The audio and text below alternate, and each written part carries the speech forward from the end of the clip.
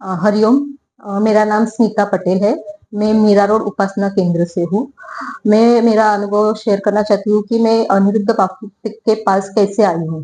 तो मेरा ये अनुभव है कि मैं जब भी स्कूल में थी, वैकेशन के लिए, जो स्कूल में वैकेशन होता है, तो उस वैकेशन में हम लोग मामा मामी के यहाँ पे मतलब रहने के लिए जाते हैं। तो उस टाइम पे मैं शायद 8वीं या 8th या 9th में होगी, तो उस टाइम पे मैं वैकेशन में मामी के पास रहने के गई थी।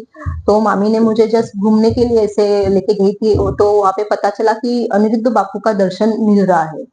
तो इसलिए हम लोग, चलो मामी घूमने लेके जा रही है, इसलिए वो हिसाब से हम लोग चले गए। और लेकिन वहां पे था कि अनिरुद्ध बापू का दर्शन मिल रहा है, इसलिए हम लोग ने जस्ट वहां पे दर्शन लिया और निकल आए।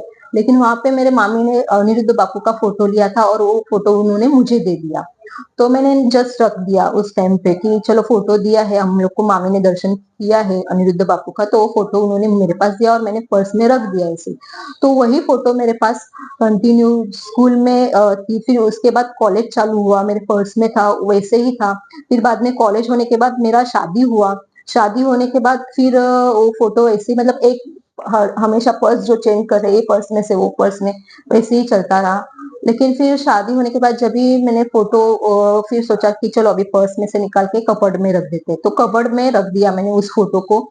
और फिर ऐसे ही थोड़े दिन चले गए, फिर मैंने सोचा कि अभी ये फोटो मतलब क्या करूं मैं रख के। कुछ मुझे इतना पता तो है नहीं क्या है, लेकिन इनका फोटो जो मामी ने दर्शन करके दिया था, तो फिर इसको पानी में लगाना चाहिए, ऐसा मैंने सोचा था।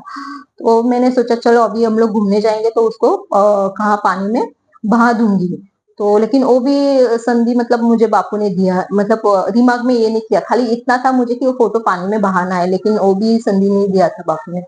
तो फिर बाद में एक टाइम मैंने शादी हुआ, फिर घर लेने का सोचा। फिर ऐसे एक बार मैंने फेसबुक पे फाल्गुनी फाटक का सॉन्ग देखा अनिरुद्ध बापू के साथ, तो मुझे सॉन्ग मन को इतना छू गया कि फिर मैंने वो देखना चालू किया कि अरे वाह, बापू के मतलब इतने अच्छे सॉन्ग, दिल को छू लेने वाले सॉन्ग है वो। फिर मैंने देखना शुरू किया। फिर एक एक ऐसे मुझे फेसबुक पे दिखाना मतलब देखा गया कि बापू के इतने अच्छे अनुभव है वो सब।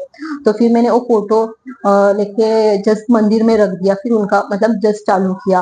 फिर वो घर में मेरा घर लेने की इच्छा भी ये हो गई कि इतना महीनों का मतलब इतने सालों का जो सपना है घर लेने का, तो चलो अभी घर लेना है। तो फिर बापू के मैंने प्रार्थना चालू किया, वो किया। फिर मेरा 2 साल में घर अभी जस्ट 2 साल हुए मुझे घर लेके, बापू के आशीर्वाद से।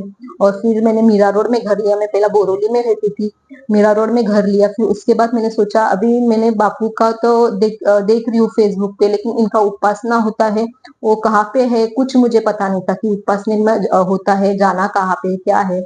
मीरा रोड में आई हूँ। तो फिर एक बार ऐसे ही मेरी सिस्टर घर पे आई थी, तो उन्होंने देखा मेरे आपका बापू का फोटो मेरे मंदिर में है, तो उन्होंने पूछा।